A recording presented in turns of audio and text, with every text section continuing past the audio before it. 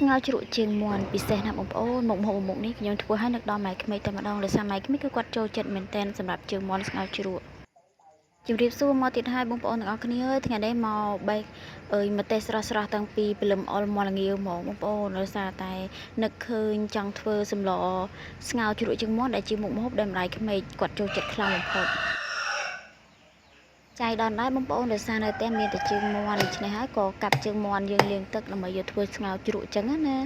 ហើយរាល់ដងគឺធ្លាប់ទៅយកទៅធ្វើជ្រក់ជើងមាន់ជ្រក់អីចឹងទៅតែថ្ងៃនេះគឺនឹកឃើញដល់ម្ដាយក្មេកក៏ចង់ស្លសម្លនេះមុខនេះឲ្យមានរសជាតិឆ្ងាញ់ហើយនឹកដល់គាត់ដែរដំបូងឡើយគឺខ្ញុំកាប់គ្រឿងក្រូចយើងដាក់ឲ្យបងប្អូនយើងដល់វគ្គដែលយើងចាក់ប្រេងឆាហើយលីងខ្ទឹមឲ្យឈ្ងុយហើយចាក់ជើងមាន់ចូលសម្រាប់ជើងមាន់នេះបងប្អូនបើសិនជាយើងធ្វើមិនបានល្អទេវាមានក្លិនឆ្អាបអត់ឆ្ងាញ់ទេដូច្នេះហើយយើងលីងត្រូវការលីងវាឲ្យសោះមែនតែនសោះអាជាតិទឹកនឹងមែនតែនបងប្អូនរួចហើយខ្ញុំក៏ដាក់គល់ក្រីរំដេងលក្រូចចូលមុខនេះសាមញ្ញទេបងប្អូនខ្ញុំឃើញ idol ចាំតែផាយគាត់យកទៅស្ងោរជ្រក់បែបនេះដែរបងប្អូនតែគាត់ដាក់ម្ទេសអាចសាច់យើងឡើងច្រើនពេញឆ្នាំងហើយក៏នឹកឃើញដល់ម្ដាយក្មេកគាត់ចូលចិត្តម្ហូបមុខនេះដែរគាត់ធ្វើមុខនេះជូនបងប្អូនទាំងគ្នាមើលតែម្ដងទៅក្រោយពីដាក់គ្រឿងគល់ក្រែមដេងលក្រូចហើយបងប្អូនខ្ញុំចាក់ទឹកត្រីហើយដាក់ស្ករអំបិលប៊ីចេងធម្មតានឹងឯងបងប្អូនទាំងគ្នាដាក់តាមតែបងប្អូនចូលចិត្តរសជាតិអីដាក់តាមរសជាតិហ្នឹងទៅក្រោយមកក៏កូរវាឲ្យដាច់ទឹកចឹងណាបងប្អូនទាំងគ្នា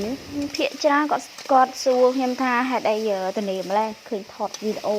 ធ្វើម្ហូបថតពីនេះពីនោះប្រាប់គេរហូតអត់ធ្វើការទីអីចាបងប្អូនខ្ញុំធ្វើការដូចគ្នាបងប្អូនគឺរបបដូចគ្នា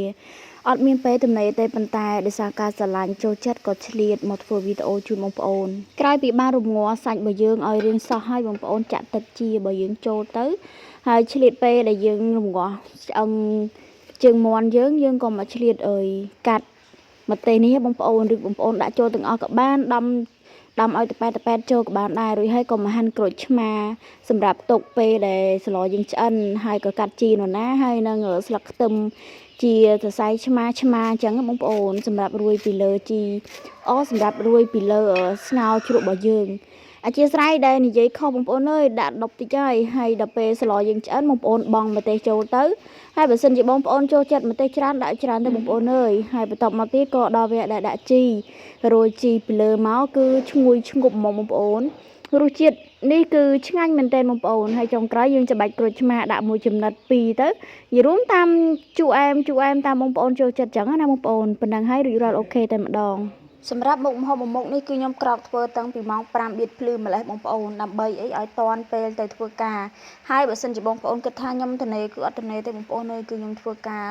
ធម្មតាអញ្ចឹងហើយការងាររបស់ខ្ញុំគឺម៉ោងខុសគេខុសឯងទេបងប្អូនចូលម៉ោង6កន្លះចេញម៉ោង10កន្លះចូល12កន្លះចេញម៉ោង5អញ្ចឹងអរគុណបងប្អូនវីដេអូខ្ញុំមានតែប៉ុណ្្នឹងឯងជួបគ្នានៅវីដេអូក្រោយទៀត